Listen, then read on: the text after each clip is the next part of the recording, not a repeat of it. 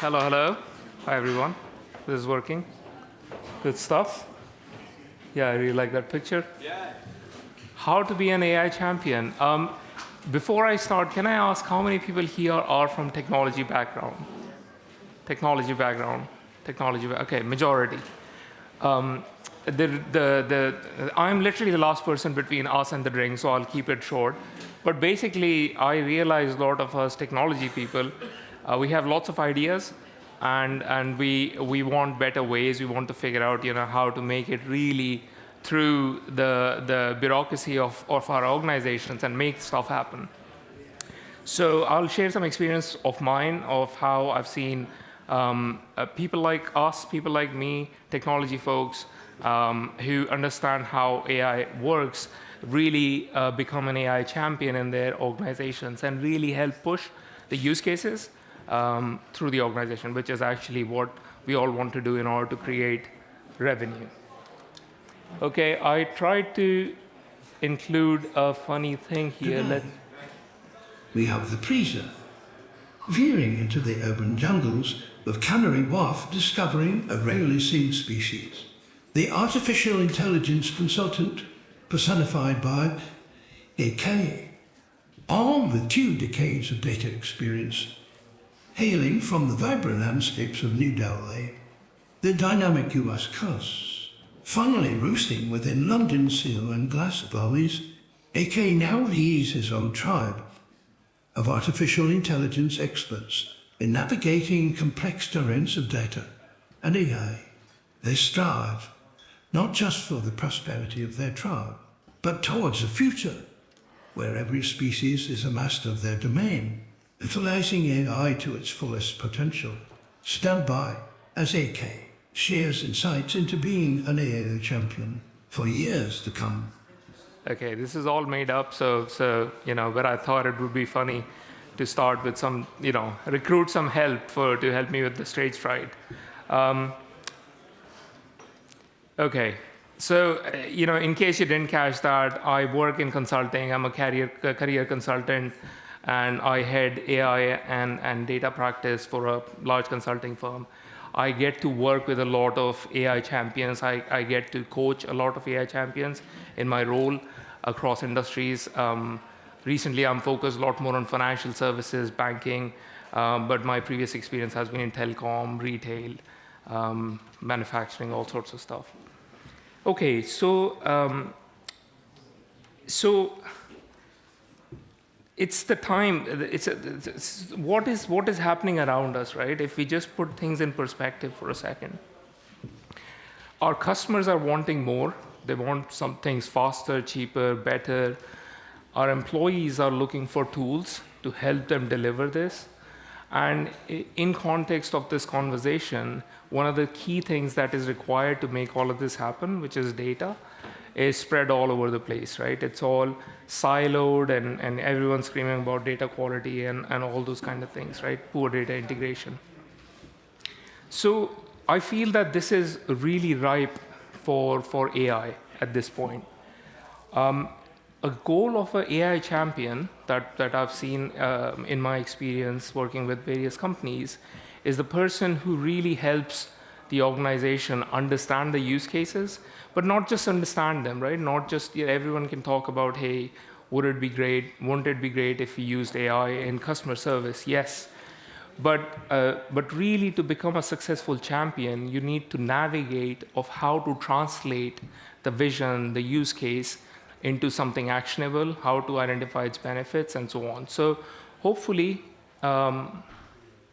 in the next few minutes, I'll talk a little bit about my experience of how I've seen that done really well. So just to talk about a little bit about where I started, my background, my experience with AI. So like I said, I've been working in this field for 20 some years. I've been using AI and Anger for the last, I would say 6-7 years. Before that, it was mostly ML, and even before that, it was more statistical. I remember in 2021, at the end of the year, I was playing a lot with Hugging Face. So my experience really started with generative AI. And by the way, when I say AI, I'm really focused on generative AI at this point. But my experience started with experimenting a lot with Hugging Face. They started pushing up models where you could go and chat with the model. That was really the first time I realized you can actually go on a website, there's a model behind it, and it talks as if like it's a human being. Then in mid of 22, DALL-E was released. I was playing with that. So long story short, I was doing a lot of experimentation. And this is really a start of my journey of realizing how generative AI will become beneficial for organizations that I'm working with. After doing a lot of experimentation, I think the thing I realized from it was all the ways it can work, but also all the ways that it won't work. All the things that it was, like Adam was talking about, it was hallucinating. That was coming off really, really early on. We realized, that models were just creating stuff for it to look good. It didn't really understand what it was saying and, how it's using other people's data or other sources of data that it shouldn't be using, or how you could call out any kind of indemnity issue in that. So with that experimentation, it gave me a lot of insight into the risks and the boundaries of these models. Following that, someone mentioned archive. There was a lot of papers being released early on, so I started reading a lot about those papers.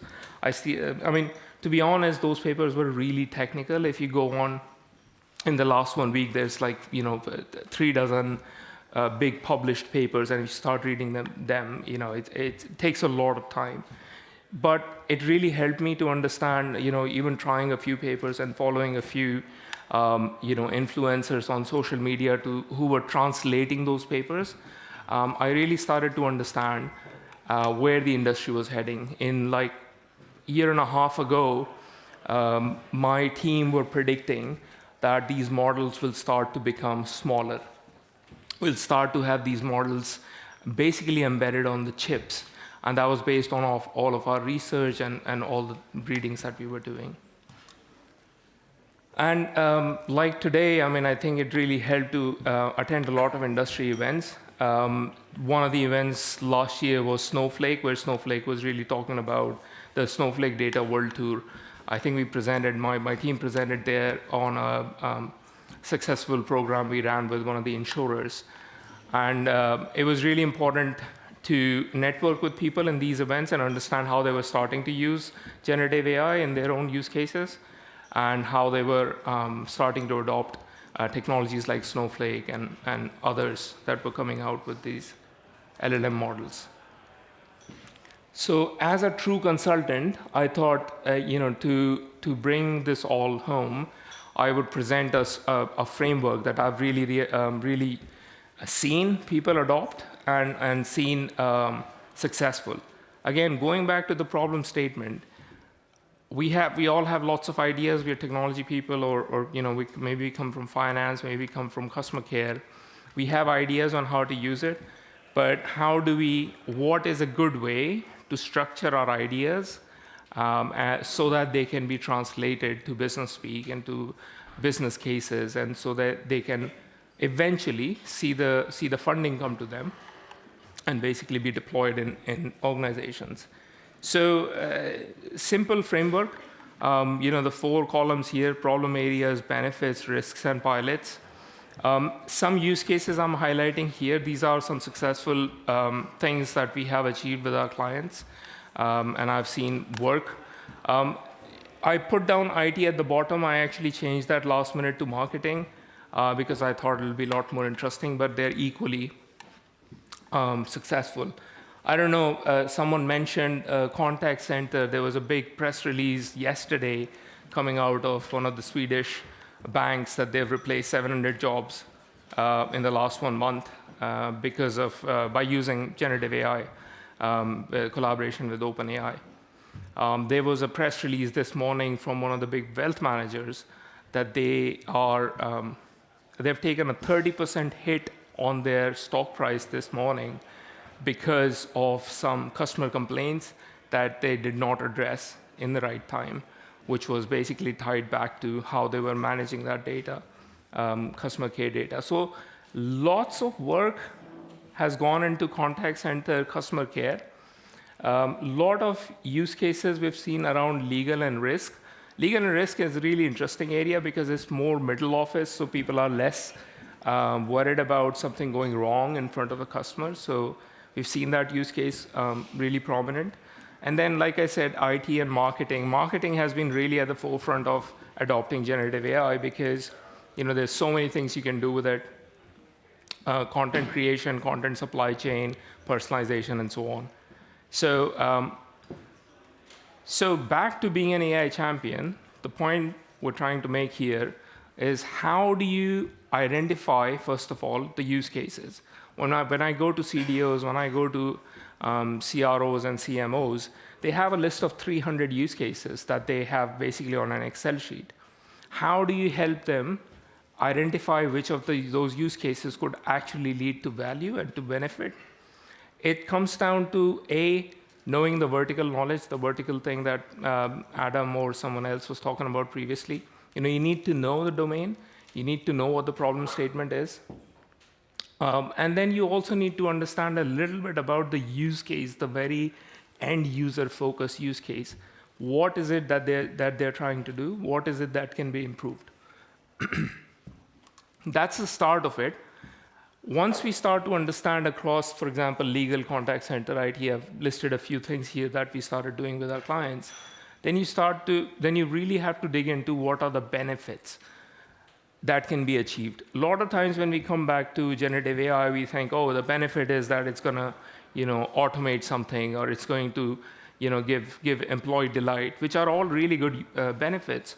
But I find that as an AI champion, you really have to come down to the numbers. What are the metrics that you can identify that will be, for sure, that you can say that will be impacted by implementing a use case? So it's really important to figure out time to insight, for example, for legal and risk. One of the big things that we've seen in legal departments is that it's really expensive, and it takes them 3 months to move something forward because it's very intricate work. So identifying that as a problem statement and a potential value, potential benefit, that's what's really required in order to create a use case. Some other examples listed here, for example, contact center, NPS score, time to resolution, all those kind of things are really important. But these are also things that are very hard to put your finger on. So it takes time. As an AI champion, you really have to spend that time to understand where these metrics are coming from, how can you baseline them, how can you say, well, this is where you're at today, and this is where you can get to. So again, back to being an AI champion, it's not just about saying, yeah, I can solve that problem, I can solve that problem, I can solve. Pretty much any problem you pick can be solved by LLM or generative AI or AI, boring AI, one of the other things, right? It's really important to understand how this will push through your finance committee, your investment board, people who are making the decision. You have to come up with a framework, and you have to come up with measurements. Okay. Benefits is one side of the story. The other side of the story is risk. What are the big risks? I mean, risk has been probably the most talked about thing when it comes to generative AI, because everyone's like, oh yeah, but that could go wrong, that could go wrong. We can't do this because of this, we can't do that because of that. But it really boils down to a few different types of risks. There's a risk of you creating some kind of technical debt, which is a risk you have with any technology. There's a risk of creating something which is irresponsible or unethical. Somehow you don't realize, but you're creating bias in the system, or so on. And there's some risk that you're using someone else's, especially in LLM, you're using someone else's data that has trained your model, and you're just relying on that. So recently, I think New York Times sued OpenAI because of this. Adobe has gone a really long way to indemnify the users of their products, Firefly. But those are really the 3 or 4 different type of risks. And the point here, again, going back to being an AI champion, is really understanding which of these risks really apply to your use cases that you're trying to push, and which one of these are going to be hot buttons with the stakeholders you're working with. But I think where it really comes down to, the final kind of the most important thing, I can already see like a lot of people just starting to get into the party mood. What it really comes down to is figuring out how do you take it forward. What is the right vehicle to take your use cases to the next stage? Sometimes these pilots could be, they can't really be just technology. They can't really just be, oh, I have this really cool technology, let me give it to users and see what happens. That works sometimes, but most of the times what is really useful is to figure out what is an end goal that your organization is trying to solve. So in, for example, the legal use case, we've seen a lot of times regulation and a deadline in regulation drives the use case. So if you can go to your CRO, your chief risk officer, or your legal department and say, hey, you have to meet this consumer duty deadline, or this DORA deadline, or whatever these deadlines are, and there are a lot of them, right? European Union, EU, we have lots of regulatory deadlines. So that's a really good place if you're trying to push through some use cases in your organizations to fall back to, right? Find a deadline and work backwards from that. Contact center, I mentioned the case of the wealth manager who has been fined really heavily. There's usually a lot of customer care related issues in customer-facing businesses. So finding out what those issues are could really help you understand how the use case could get implemented, or how it could benefit the business. Again, what we're really trying to find out is that we have lots of ideas. How do you filter through them, and how do you create a business case? As a technology person, it doesn't come natural to us. So I found this framework to be useful. Okay, so I thought I was doing really well on time, but I'm still 4 minutes away. All right. There's the old slide, but yeah, this is a closing slide. Really, what's happening? What's the vision for tomorrow? What's happening? I don't think I need to preach this crowd, but really, a few months ago at CES, they launched a device that you would have an LLM, and you could just interact with. I think it's called Rabbit. A month ago, European Union launched the Regulation Act, the first Regulation Act. So I think what I'm seeing is like from both sides, from the business and from the governance, both angles are really heavily trying to work out how to make this happen and how to create value from it, but also how will this provide social equity, how would this eventually help everyone. I think it's a really good time for us all to be thinking about how to be AI champions in our companies. Whatever tools we're using, whatever things are available to us, more important is to figure out how they will benefit the businesses we are working in, and further the cause of AI. All right, I have 2 minutes left. All right, I won't stop anyone. Let's all go and have a drink. Thank you very much.